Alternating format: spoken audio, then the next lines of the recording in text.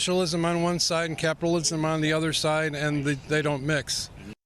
Call it democratic socialism or just plain socialism. Either way, it doesn't fly for millions of Americans. Joining me now, former South Carolina Congressman Trey Gowdy, who is chairman of the House Oversight Committee, also a Fox News contributor back there in his home state of South Carolina. And I wondered if you could give us a flavor, Trey, of when people in the South think about socialism, what comes to mind?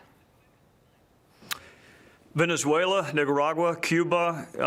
When we hear socialism, we hear guaranteed outcome, and what we really want is a guaranteed fighting chance.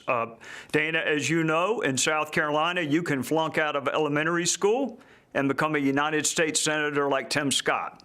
You can be the daughter of Indian immigrants and rise to be the governor and the ambassador to the United Nations. You can be arrested at a lunch counter in Orangeburg and become the majority whip in the U.S. House like Jim Clyburn. So South Carolinians just want a chance. We don't want a guaranteed outcome. Just give us a fighting chance.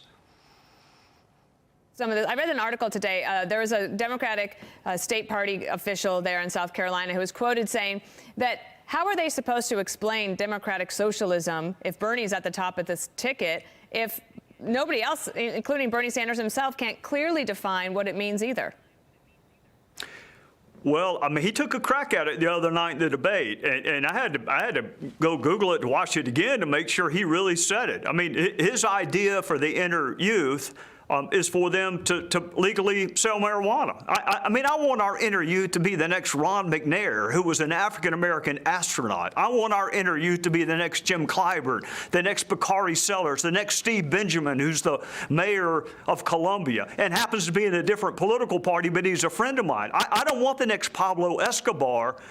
So if Bernie's idea for employment in the inner city is for everyone to get stoned and listen to Pink Floyd, that's not going to work in South